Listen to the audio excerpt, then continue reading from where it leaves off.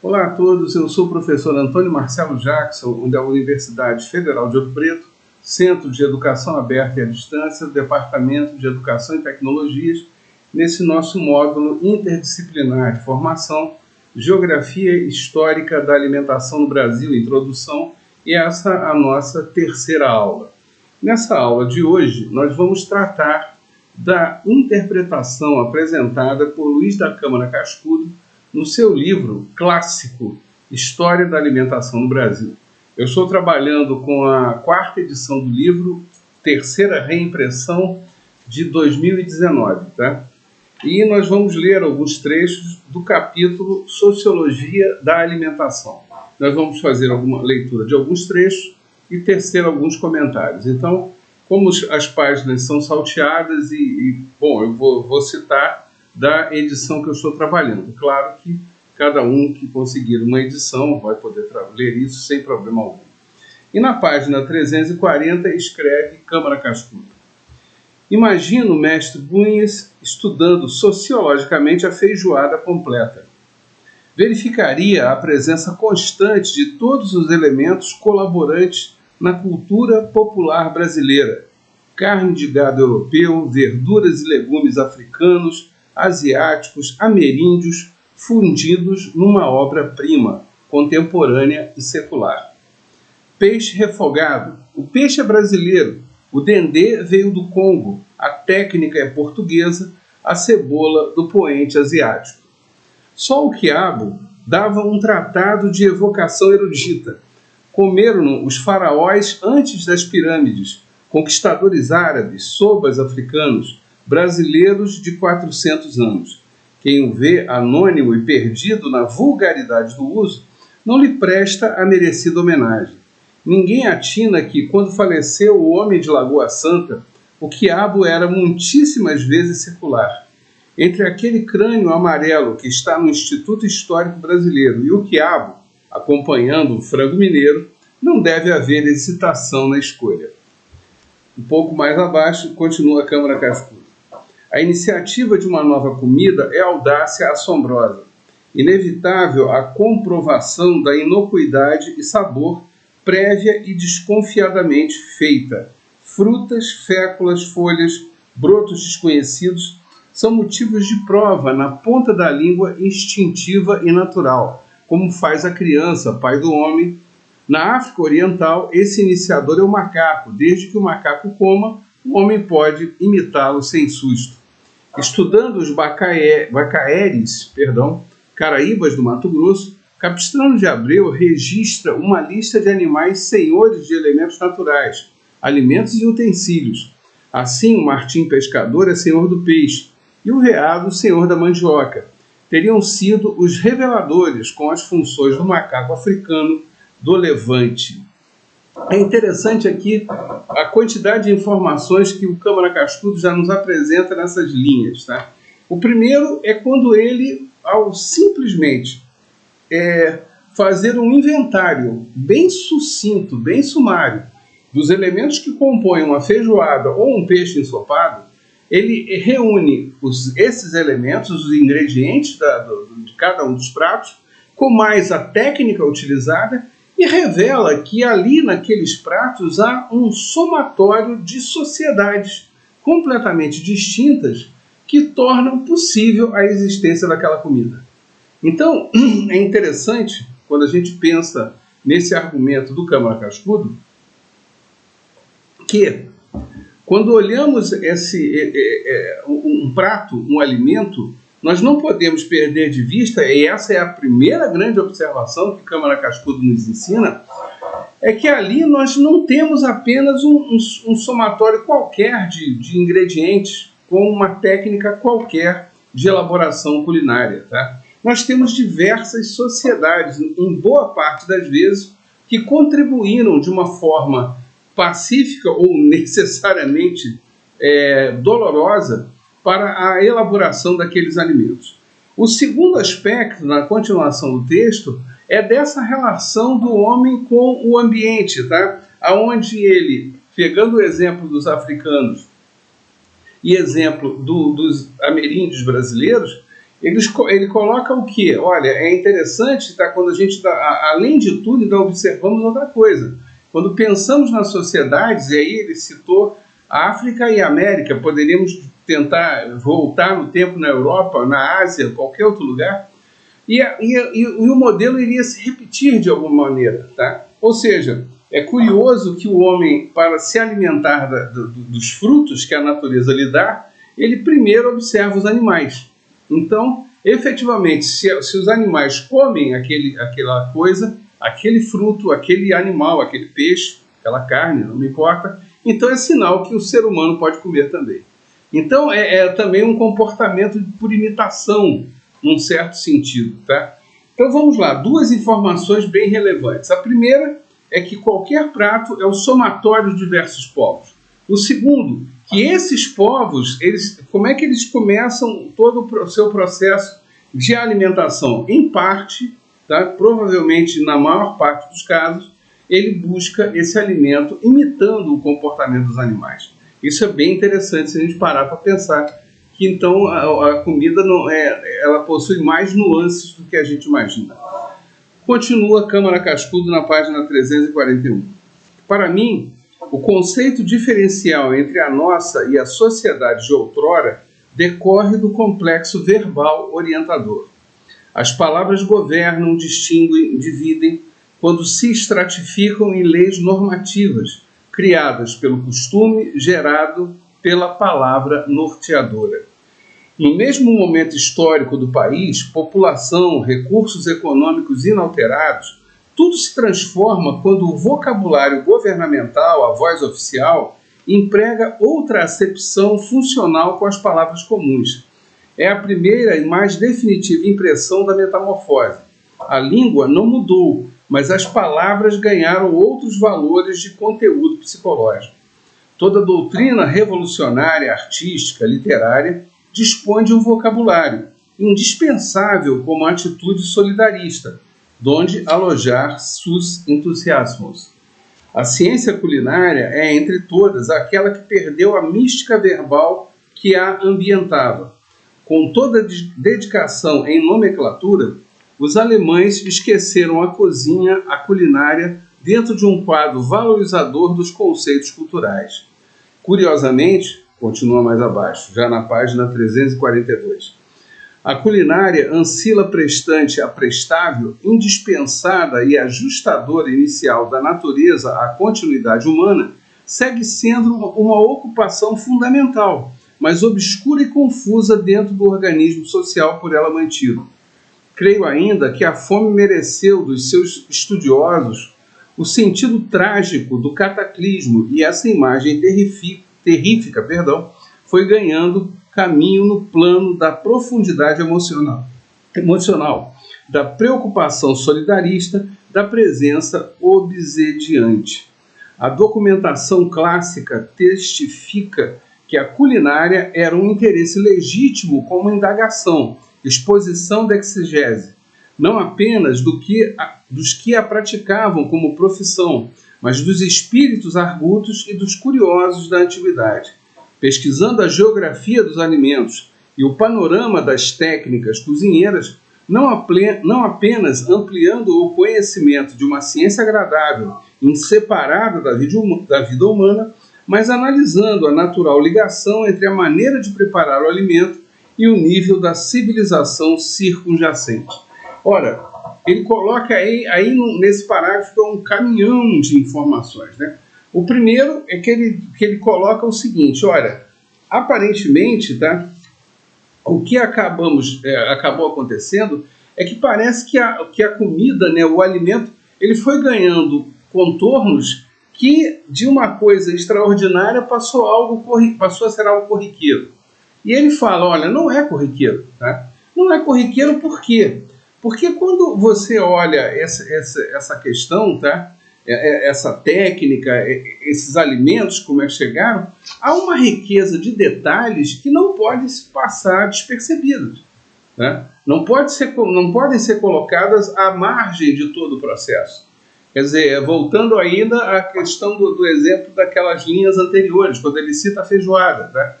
Então eu não posso simplesmente pegar a ideia de cozido de carne de porco, com o feijão preto, que é originário da América, com elementos que aparecem da África, e junta tudo isso e vai gerar feijoada, e falar, olha, isso aí é natural, isso é uma bobagem, como se a conquista da América e o massacre das sociedades indígenas fosse algo perfeitamente comum e corriqueiro, como se a escravização de povos africanos também fosse algo simples e corriqueiro, né? Então, quer dizer, essa comida não é uma comida simples, como, aliás, comida nenhuma, em boa parte dos casos, tá? Como até, inclusive, ele faz uma citação que é para a gente refletir, aonde também a ideia da fome aparece aí, sabe? Então, não é tão simples. A gente vai poder citar aqui ao longo do curso, em algumas ocasiões, pratos que ficam evidentes, tá? Que fica evidente, perdão, que eles têm sua origem aonde? Na fome. Então, quer dizer, também, mesmo quando eu considero o prato mais simples, ou o prato que tem uma única origem, ainda que seja bastante difícil isso acontecer, esse prato também ele é complicado, tá? Ele tem uma trajetória aí que não passa por questões relativamente simples, ou que se quer acreditar que sejam simples, tá? Dando continuidade, na página 345, ele já começa a inserir outros itens, né?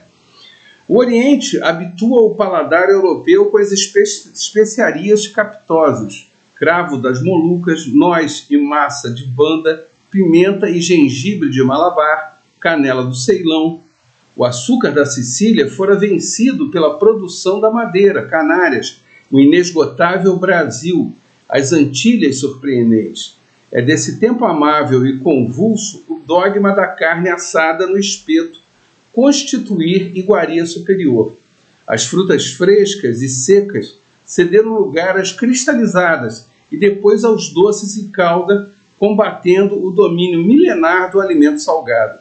Em 1571, o cardeal Alexandrino, nepote do Papa Pio V, hospeda-se no palácio do Duque de Bragança, em Vila Viçosa, assombrando-se com a abundância de doces, canelas, ovos, especiarias derramadas nos acepipes, poucos lautos ou esquisitos e, na maior parte, pouco agradáveis ao paladar, lamentava o cronista secretário do legado apostólico, João Batista Venturini, saudoso do sal. É interessante aqui que, repare, aí a Câmara Cascudo está inserindo mais um elemento desse processo, que é um processo histórico, que é um processo econômico, é um processo, consequentemente, social, tá? Na medida em que a expansão da europeia, que eu tratei lá na nossa primeira videoaula, e que essa expansão ela se dá fundamentalmente por busca de comidas, no caso ali de temperos, tá? Esses temperos vão começar a mudar por completo o paladar europeu. Inclusive, não só mudar o paladar, mas mudar as comidas, tá? A começar por Portugal. E, notadamente, o que se coloca aqui é a questão do açúcar, tá? Que nós vamos ter chance de abordar isso na aula sobre os argumentos de Gilberto Freire, mas com mais profundidade. A grande questão é que, na medida em que essa cana-de-açúcar sai da Ásia, tá? Trazida, sem dúvida alguma, por portugueses, chega na Ilha da Madeira, nos Açores, ou mesmo em São Tomé, e começa a ser cultivada lá, e depois se descobre que esse cultivo pode sim ser feito no Brasil, tá? E a terra no Nordeste particularmente é bem propícia a isso. Ora, essa produção, essa explosão na produção de açúcar supera toda a produção de açúcar feita antes na Europa, notadamente utilizando a beterraba para produzir açúcar, ou em alguns casos mais modestos a própria cana-de-açúcar, o caso da Sicília aqui, tá? Citado no texto de Câmara Cascudo. Então, o que acontece quando a gente olha isso? Essa produção em demasia do açúcar faz com que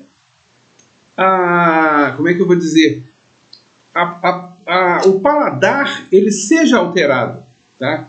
A maneira como se faz a comida seja completamente modificada. Então, se antes havia uma tendência das comidas salgadas ou com baixa quantidade de açúcar, tá? Notadamente o que ele cita aqui, as frutas secas, né?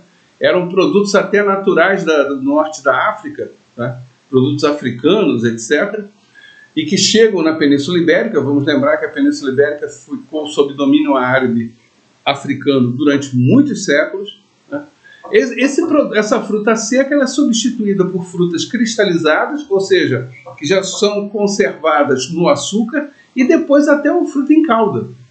Então, repare, mudou completamente o paladar, mudou completamente a relação com o alimento. Isso é um dado interessantíssimo, tá? E aí, é claro, entra uma outra discussão aqui a respeito de alimento de um lado, nutricionismo, ou a ciência da nutrição do outro. Na página 348 escreve Câmara Cascudo: inútil pensar que o alimento contenha apenas os elementos indispensáveis à nutrição. Contém substâncias imponderáveis e decisivas para o espírito, alegria, disposição criadora, bom humor. Como temos o argumento científico de comparar o homem aos modelos zoológicos, olhai como os animais se alimentam, né? Mais abaixo, há uma campanha discreta e contínua contra a culinária desde que a consideram acima da nutrição orgânica, além dos limites do plano fisiológico.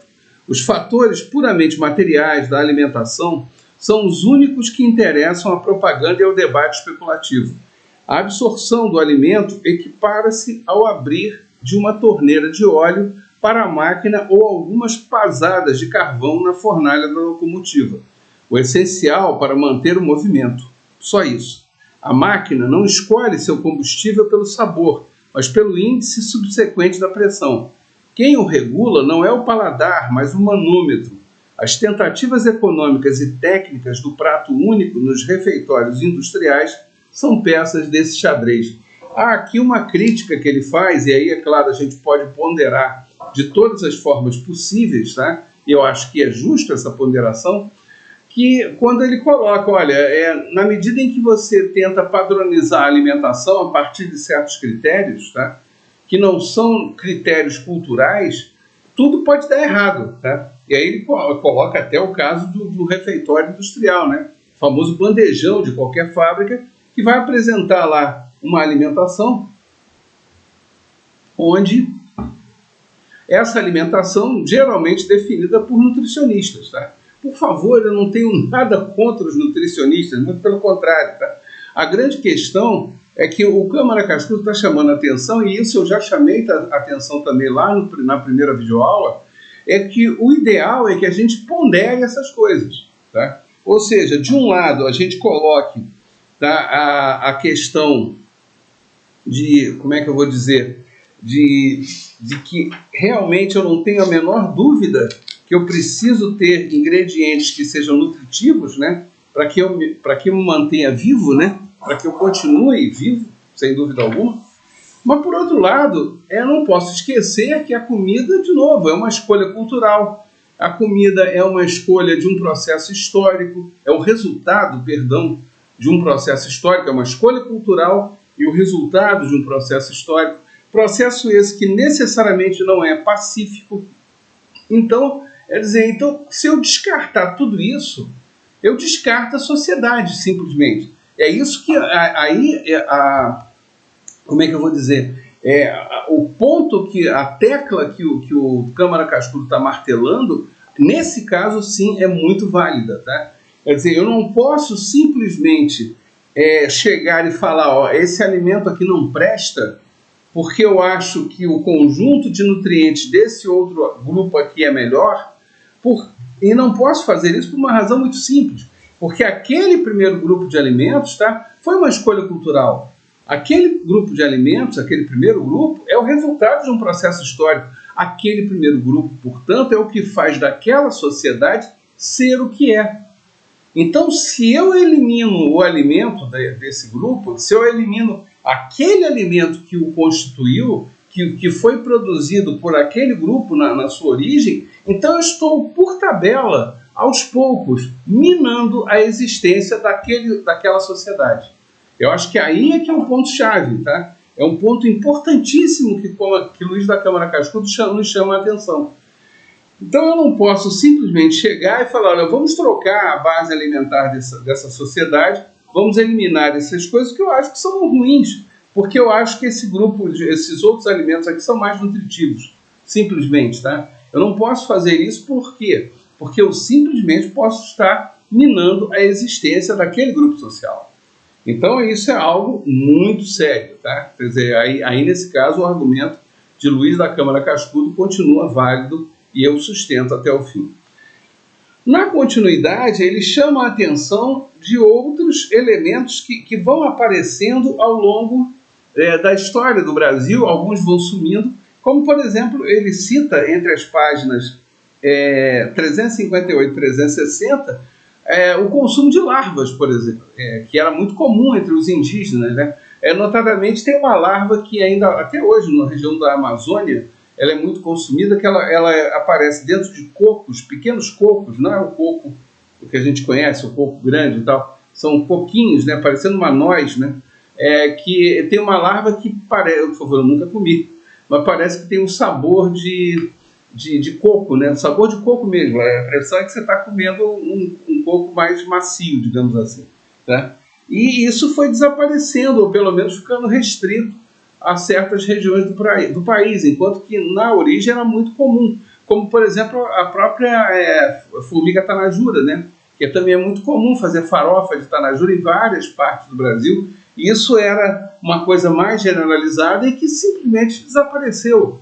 Foi considerado como uma coisa nojenta até, né? Eu me recordo, quando criança, morava num bairro da cidade do Rio de Janeiro, um bairro que chama-se Guadalupe, e fizeram uma obra, criando uma praça no bairro, que eu sei que acertou lá, que era um formigueiro gigantesco. E formigas tanajuras. Eu nunca vou esquecer da mãe de um amigo meu, que ela toda feliz lá com um saco plástico cheio de tanajuras, que ela ia fazer uma farofa. Eu confesso, eu não sabia que aquilo era comestível, acabou que eu nunca provei, mas enfim, é uma coisa que hoje em dia, pensar na cidade do Rio de Janeiro, alguém comendo farofa de tanajura, é quase impossível, tá? Mas de qualquer maneira existia.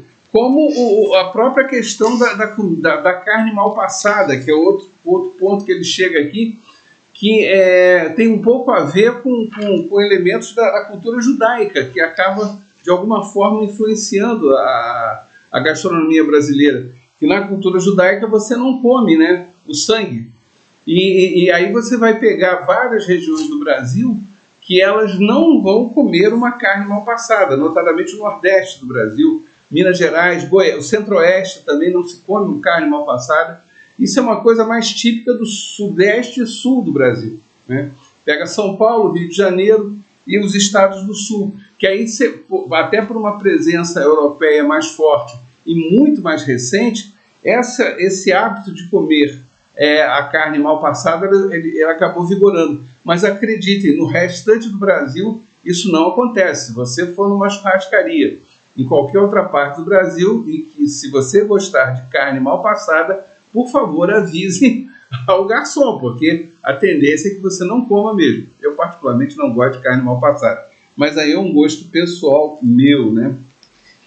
E, por fim, dentro dos argumentos de Câmara Cascudo, nesse capítulo, eu destaquei alguns aspectos, né?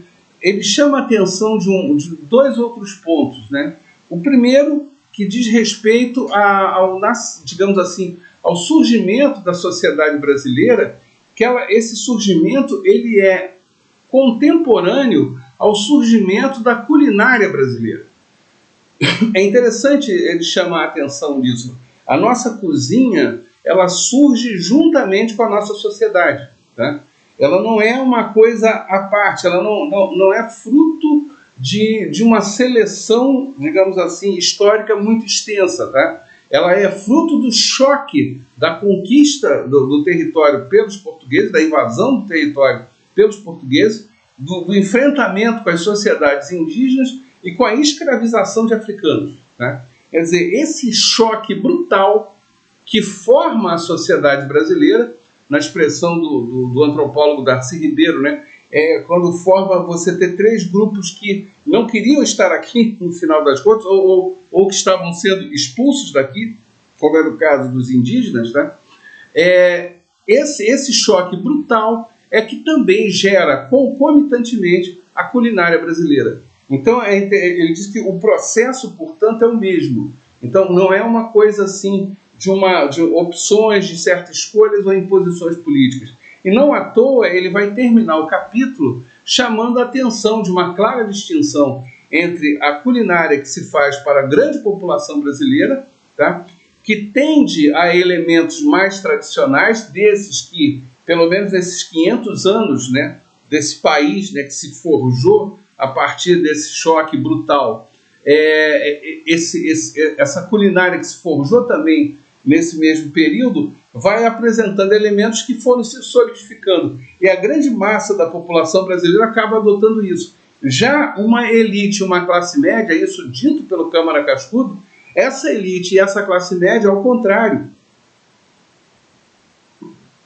ela tende inclusive, a aceitar influências estrangeiras mais facilmente.